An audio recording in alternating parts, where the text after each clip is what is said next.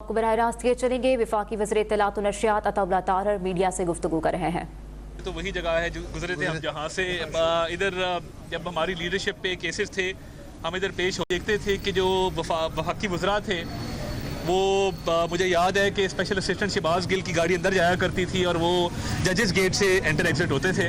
तो मैं उसी गेट से जाऊंगा जिससे साहिल जाते हैं और अपोजिशन के दिनों में जिन गेट से जाते थे उसी गेट से गए और उसी गेट से एग्जिट हुए जिन दिनों में अपोजिशन के दौर में बाहर आते थे।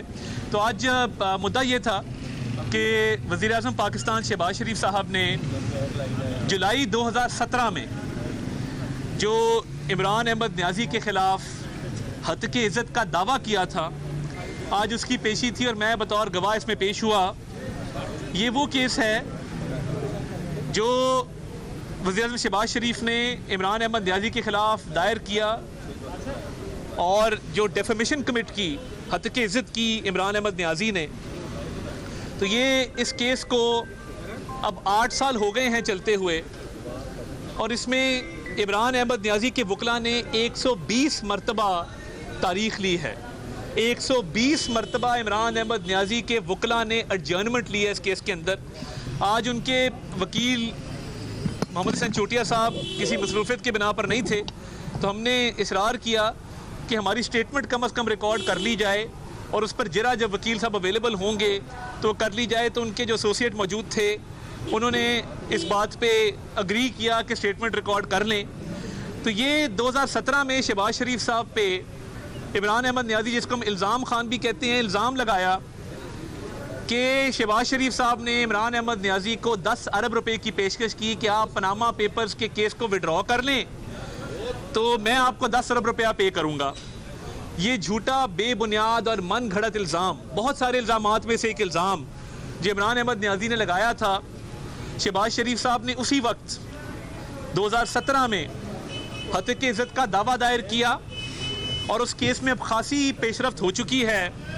और इस केस के अंदर जो हक़ाइक़ हैं वो हमने अदालत के सामने रखे कि ये ना सिर्फ एक झूठा बयान है बल्कि मज़े का खेज़ है कि जिस तरीके से इस बयान को दोहराया गया, मुख्तलिफ टीवी चैनल्स पे जाके टॉक शोज़ के अंदर दोहराया गया। उन टॉक शोज़ का ट्रांसक्रिप्ट USB भी हमने सामने रखी। फिर परेड ग्राउंड रावलपिंडी के जलसे में इस इल्ज़ाम को दोहराया गया, कराची एयरपोर्ट पे दोहराया गया, पेशावर शौकत खानम की तकरीब में दोहराया गया और इस इल्ज़ाम को जगह जगह शाया किया गया, बतौर कैंपेन चलाया गया। तो ये इल्ज़ाम क्योंकि एक झूठा इल्ज़ाम था, इमरान अहमद न्याजी और उसके वकला किसी किस्म का सबूत नहीं पेश कर सके इस इल्ज़ाम के एविडेंस के तौर पे। और आज मैंने जो बयान रिकॉर्ड कराया अदालत के सामने कि शहबाज शरीफ साहब की एक अवामी खिदमत की हिस्ट्री है इस मुल्क के अंदर। वो 1988 से सूबाई असम्बली और कौमी असम्बली के मेंबर मुंतखब होते आ रहे हैं।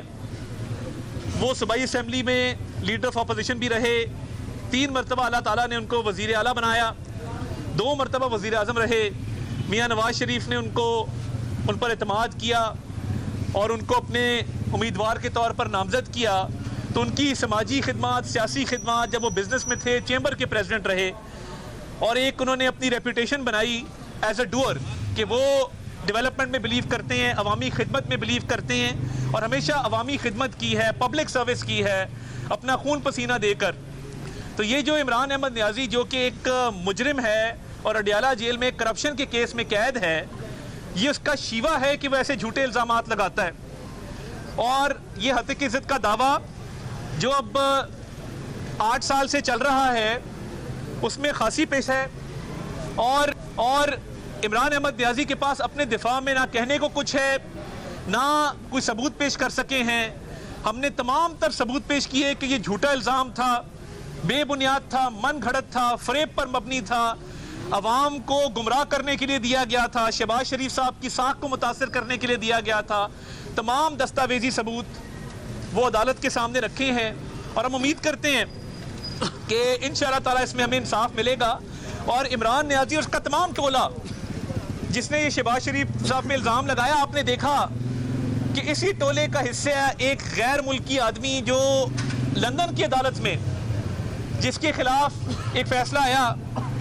आपने देख लिया कि ना सिर्फ कोर्ट ने इसको झूठा साबित किया, जो पाकिस्तान की स्टैब्लिशमेंट पर, अफवाज पाकिस्तान पे इल्ज़ाम लगाता था, जो पाकिस्तान की इंटेलिजेंस एजेंसीज पर इल्ज़ाम लगाता था, उसको हरजाने का ना सिर्फ कहा गया कि हरजाना पे करो, बल्कि उसको कहा गया कि ये झूठा साबित हुआ है।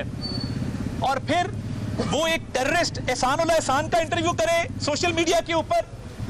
तो ये किसी महज़ब माशरे में, महज़ब मुल्क में किसी दहशतगर्द की सपोर्ट जो है, ये कानूनी तौर पर, इखलाकी तौर पर जायज़ नहीं है।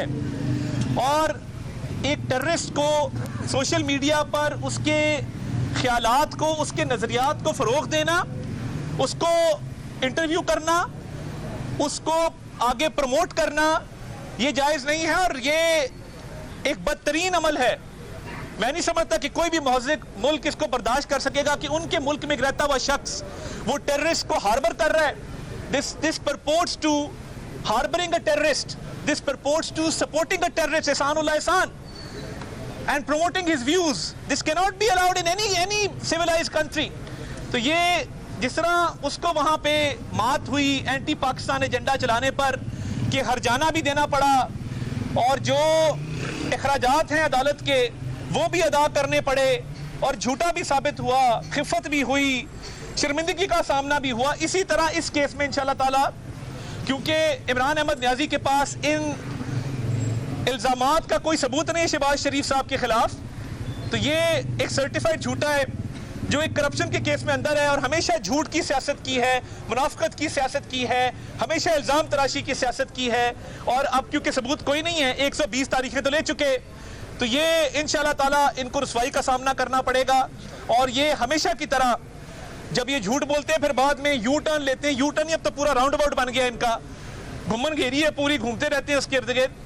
तो ये हक और सच की फतह होगी और इंसाफ की फतह होगी। जी आबिद भाई, सर ये बताइएगा, आबिद साहब से शुरू करने पर मैं आपके पास आता हूँ। अता साहब ये बताइए कि अगर वज़ीर आला KPK पे साबित हो जाता है कि वो कोर कमांडर हाउस पर हमले में मुलविस है, फिर रियासत क्या करेगी? बतौर वज़ीर आला उसे कोई नरमी उसके साथ बरतेगी या उन्हीं मुल्ज़मों की तरह उसके साथ सलूक किया जाएगा जो बाकी? देखिए, जब कोई जुर्म सरजद होता है तो वो ये बात ही देखी जाती है कि आप किस ओहदे पर फायज हैं।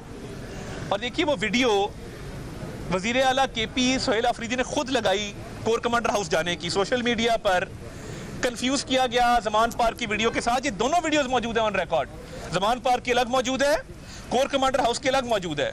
जिस तरह किसी भी मुल्जिम का ट्रायल चलता है, एक फेयर ट्रायल होना चाहिए इस बात का, और दूध का दूध और पानी का पानी होना चाहिए कि आप इस आड़ में नहीं छुप सकते कि मैं वज़ीर आला हूँ। बिल्कुल एक किसी भी शहरी की तरह ये एक कानूनी कार्रवाई इस पर बनती है, तो कानून के मुताबिक जो है इस मामले को चलना चाहिए। सर वीडियोस आपने काफी ज्यादा तरमीम में बात की जा रही है कि आईनी अदालत बनने जा रही है, आईनी बेंच पहले ही काम कर रहा है।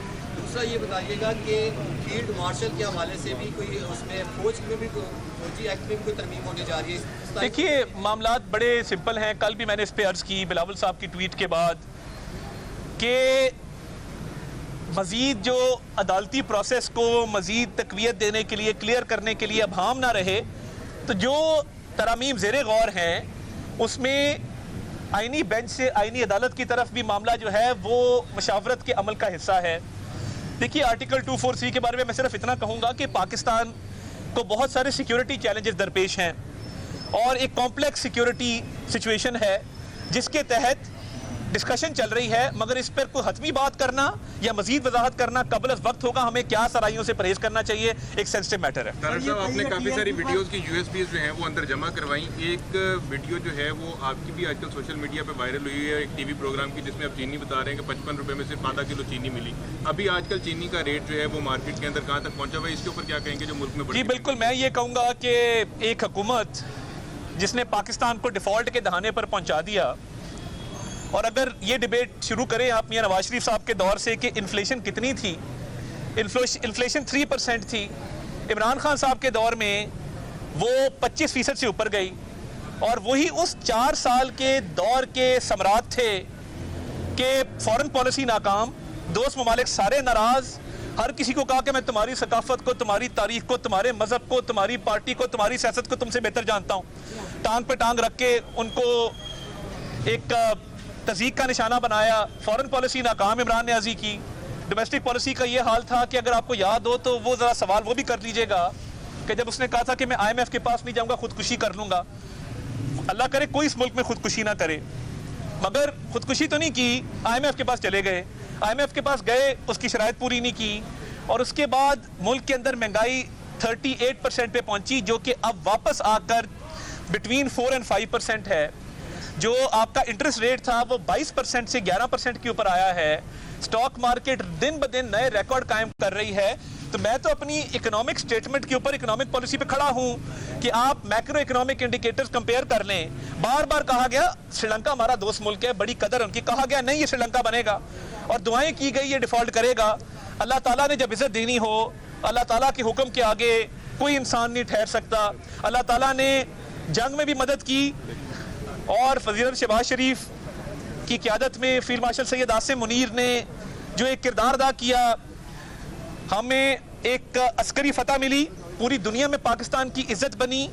इकोनॉमिक तौर पे भी जो हमारे पैक्ट्स हो रहे हैं, अग्रीमेंट्स हो रहे हैं सेंट्रल एशिया के साथ, चीन के साथ, सऊदीया के साथ, अमेरिका के साथ, मुख्तलिफ ममालिक के साथ, कि हर मुल्क पाकिस्तान के साथ इकोनॉमिक कोऑपरेशन बढ़ाना चाहता है। अभी सऊदीया के अंदर माशी ताउन का एक फ्रेमवर्क लॉन्च हुआ, फॉरेन डायरेक्ट इन्वेस्टमेंट होगी, ट्रेड बढ़ेगी, पाकिस्तान का ट्रेड डेफिसिट कम होगा, खुशहाली आएगी। तो ये तमाम मैक्रो इकोनॉमिक इंडिकेटर्स, ये मैं नहीं कह रहा, वर्ल्ड बैंक ने शहबाज शरीफ के FBR के रिफॉर्म्स की तारीफ की कि आपने FBR के अच्छे रिफॉर्म्स किए, आपकी इकोनॉमी ठीक सिमत में जा रही है। आप फिच की रेटिंग्स देख लें, मूडी की रेटिंग्स देख लें। देखिए, जब महंगाई कम होती है, जब आपका इंटरेस्ट रेट नीचे जाता है, जब आपके ज़र मुबादला के ज़खायर बढ़ते हैं, तारीखी सतह पे गए। इमरान खान के दौर में आप देख लें कि ज़र मुबादला के ज़खायर क्या थे, और जब हमें PDM की गवर्नमेंट मिली तो डॉलर का क्या रेट था और डॉलर के रेट को कैसे काबू किया गया। तो मैं तो इस पे 1 घंटा भी बात कर सकता हूँ, मगर मेरा ख्याल है मौशी लेक्चर इतना ही बड़ा है। काफ़ी चीज़ें आपने बता दी, काफ़ी सारे जो अहदाफ हैं वो हुकूमत ने हासिल भी कर लिए हैं, और इसके बावजूद जब लोकल गवर्नमेंट के इलेक्शन की बात हो रही है तो आप उसको वो जो है गैर जमाती करवाना चाह रहे हैं। क्या अवाम में आपको पजीराई हासिल नहीं है इतने काम करने के बावजूद? देखिए, मैं तो लोकल गवर्नमेंट के सिस्टम में बड़ा मेरा एक यकीन है, और आपको पता है कि पंजाब के अंदर मैं आप लोगों के साथ ही तकरीबन 10-12 साल हमने लोकल गवर्नमेंट के साथ मिलकर काम किया। इसी शहर के अंदर वाइस चेयरमैन का भी आपको एहतजाज याद होगा, जो चेयरिंग क्रॉस के ऊपर हुआ करता था, हमने जाके उनको मनाया, 90 शारा पे उनसे मुज़ाकरात किए। 250-300 वाइस चेयरमैन थे जिन्होंने अपने हकूक़ की बात की। तब हमने तरमीम करके वाइस चेयरमैन को हकूक़ दिलवाए, उनको हाउस का स्पीकर डिक्लेयर किया, हर सतह के ऊपर, ज़िला काउंसिल की सतह के ऊपर, मेट्रोपॉलिटन कॉरपोरेशन की सतह के ऊपर, यूनियन काउंसिल की सतह के ऊपर। तो देखिए, जो एक कानून बनाया गया है, इस पर वज़ीर बल्दियात पंजाब ने वसीतर मशावरत की है, और ये पहली मरतबा नहीं है कि गैर जमाती इंतखाबात होने जा रहे हैं। इससे पहले भी गैर जमाती इंतखाबात जो हैं बल्दियात के पंजाब के अंदर हुए हैं, और उसके अंदर कुछ कोर्ट के ऑर्डर्स भी मौजूद हैं। इस पर भाम दूर हो जाएगा, और बल्दियात के इंतखाबात होने चाहिए, जल्द होने चाहिए, और मैं समझता हूँ कि एक मौसर अवाम की नुमाइंदगी उसमें आनी चाहिए। हो गया ना एक सवाल? थैंक यू, बहुत शुक्रिया, बहुत शुक्रिया, थैंक यू। वफाकी वज़ीर इत्तलात व नशरियात अता ताहर मीडिया से गुफ्तगू कर रहे थे। उन्होंने कहा कि शहबाज शरीफ ने 2017 में बानी PTI पर हत्या की इज्जत का दावा दायर किया। मैं आज बतौर गवाह अदालत के रूबरू पेश हुआ हूँ।